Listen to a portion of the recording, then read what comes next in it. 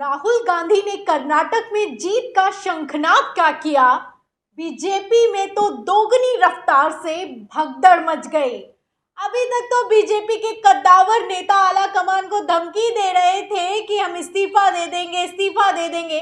लेकिन अब आपको बता दें कि एक तरफ जहां राहुल गांधी कर्नाटक के 3 दिवसीय दौरे पर है, वहीं दूसरी तरफ बीजेपी के कद्दावर नेताओं की इस्तीफों की झड़ी शुरू हो चुकी है। और तो और इतना ही नहीं, कांग्रेस ज्वाइन भी कर रहे हैं। एक तरफ इस्तीफा दे रहे हैं, वहीं दूसरी तरफ कांग्रेस ज्वाइन की जा रही है।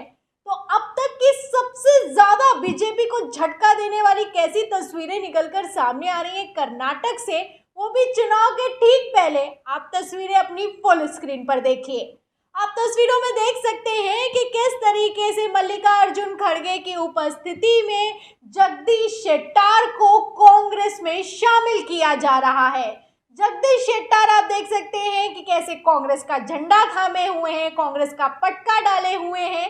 ये वो तस्वीरें हैं जिसने कर्नाटक के चुनाव की तस्वीर को पूरी तरीके से बदल दिया है। ये अब तक का बीजेपी के लिए सबसे बड़ा झटका है, क्योंकि आपको बता दें कि जो जगदीश शेट्टार हैं, इनको मनाने के लिए बीजेपी ने एड़ी चोटी का जोर लगाया, लेकिन टिकट कटने से नाराज जगदीश शेट्टार नहीं माने और उन्होंने अब कांग्रेस को ज्वाइन कर लिया है। आपको बता दें कि ये बीजेपी के पूर्व मुख्यमंत्री रह चुके हैं, बीजेपी के पूर्व प्रदेश अध्यक्ष रह चुके हैं, प्रतिपक्ष के भी मंत्री रह चुके हैं। उसी के साथ आपको बता दें कि 6 बार विधायक रह चुके हैं। तो अब ऐसे कद्दावर नेता जब बीजेपी का साथ छोड़ दे, वो भी चुनाव के ठीक पहले, तो आप समझ सकते हैं कि चुनाव की तस्वीर क्या होगी और किस तरीके से चुनाव की तस्वीर बदलती जा रही है। जहां एक तरफ पीएम मोदी है, लगातार दौरे पर दौरा कर रहे हैं, लिंगायत समुदाय को साधने में लगे हुए हैं, येदियुरप्पा को अपने साथ साथ चुनाव प्रचार में रखते हैं।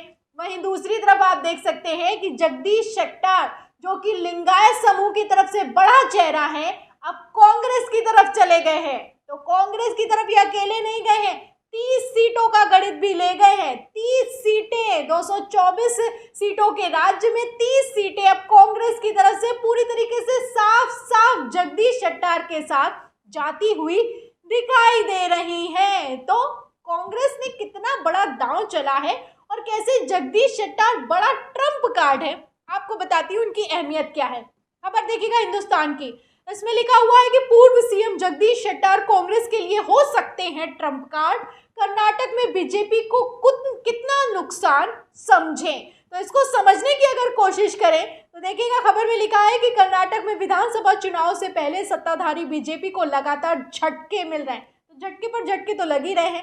नया झटका पूर्व मुख्यमंत्री जगदीश शेट्टार ने दिया है। उन्होंने बीजेपी छोड़कर कांग्रेस का हाथ थाम लिया है। उनसे पहले भी बीजेपी के कई विधायक, विधान पार्षद और पूर्व विधायक टिकट कटने से नाराज होकर पार्टी छोड़ चुके हैं। जगदीश शेट्टार 6 बार लगातार विधायक रह चुके हैं, तो लगातार चुनाव जीते हैं, लगातार 6 बार विधायक बने, और ऐसे में अगर टिकट काट दोगे तो नाराज तो होंगे ही। पहले ही जगदीश शेट्टार ने कह दिया था हम किसी भी कीमत पर चुनाव लड़ेंगे, लेकिन इसके बावजूद आला कमान ने उनका टिकट काट दिया, उनको टिकट नहीं दिया।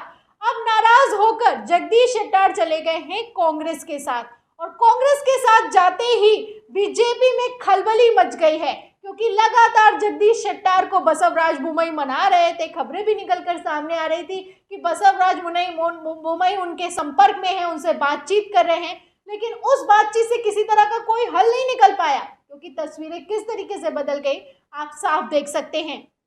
फिलहाल जगदीश शेट्टार क्यों है ट्रम्प कार्ड, इस पर भी बात कर लेते हैं। खबर देखिएगा, लिखा है कि जगदीश शेट्टार ट्रम्प कार्ड क्यों।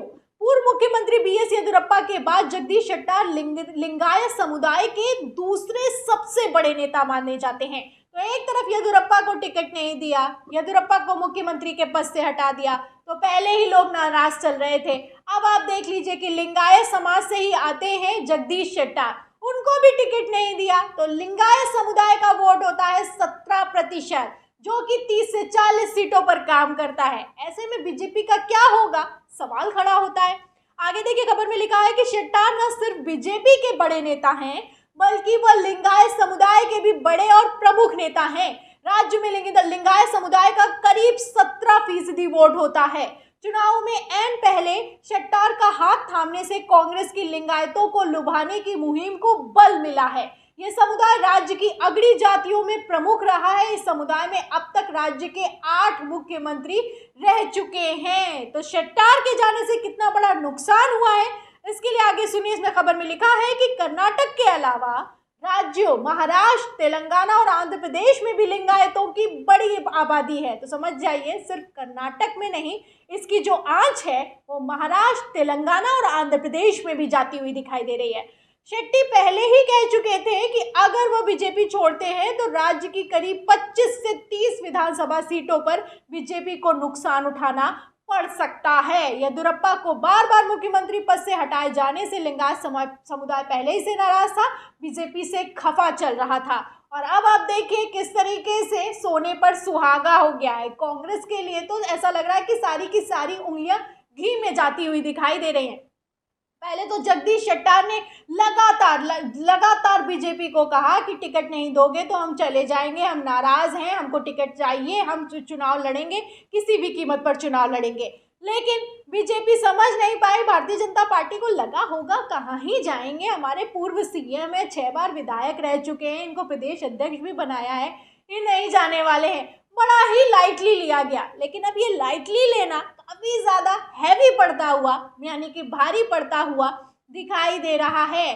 फिलहाल आपको बता दें कि जहां एक तरफ जगदीश शेट्टार गए हैं कांग्रेस में, वहीं दूसरी तरफ पूर्व उप मुख्यमंत्री लक्ष्मण सावदी भी ठीक एक दिन पहले कांग्रेस के साथ चले गए। ये भी लिंगायत समाज को काफी ज्यादा प्रतिनिधित्व करते हैं। इनके साथ भी 30 सीटों पर बीजेपी, कांग्रेस का कहना है कि हमारी पकड़ मजबूत हुई है। तो आप देखिए कि इस तरीके से लिंगायत समुदाय को साधने के लिए जहां प्रधानमंत्री नरेंद्र मोदी येदियुरप्पा को लगातार अपने साथ रख रहे हैं, अंग संग लगाकर चल रहे हैं, वहीं दूसरी तरफ आप देखिए कि किस तरीके से तस्वीरें बदलती हुई नजर आ रही हैं। बीजेपी को जो डर था वही सच साबित होता हुआ नजर भी आ रहा है। इसीलिए भारतीय जनता पार्टी लिस्ट का ऐलान नहीं कर रही थी। सोचा था कि चुनाव के ठीक पहले करेंगे तो ये लोग बगावत नहीं कर पाएंगे या फिर कि इस तरीके से बागी सुर में ही सुनाई देंगे, लेकिन बगावत भी हुई। और उसी के साथ आप देख सकते हैं कि किस तरीके से लगातार इस्तीफों की झड़ी हुई लगी हुई है और कांग्रेस को फायदे पर फायदा होता हुआ नजर आ रहा है। कांग्रेस ने साफ कह दिया है ये तो अभी सिर्फ ट्रेलर है, पिक्चर अभी बाकी है। पिक्चर तो बाकी होगी क्योंकि अभी चुनाव होने हैं, नतीजे आने हैं। 10 मई को वोटिंग होगी, 13 मई को नतीजे आएंगे और उसके ठीक पहले आप देखिए कि भारतीय जनता पार्टी की हालत कैसे खस्ता से खस्ता होती चली जा रही है। फिलहाल बीजेपी के इन झटकों पर और जिस तरीके से कांग्रेस को मिल रहा है ताकत, जिस तरीके से राहुल गांधी वहां पर फुल एक्टिव मोड में दिखाई दे रहे हैं, उस पर आपका क्या कहना है हमें कमेंट बॉक्स में ज़रूर लिखें। वीडियो को ज़्यादा से ज़्यादा शेयर करें, सब्सक्राइबर पर दबाया, बेल आइकन दबाएं ताकि हर खबर की नोटिफिकेशन आप तक पहुंचती रहे। मैं प्रियंका, आप देख रहे थे ऑनलाइन न्यूज़ इंडिया। फिर मिलते हैं अगली खबर के साथ, तब तक के लिए धन्यवाद। इस खबर को अभी लाइक करें, शेयर करें, अभी चैनल को सब्सक्राइब करें और घंटी जरूर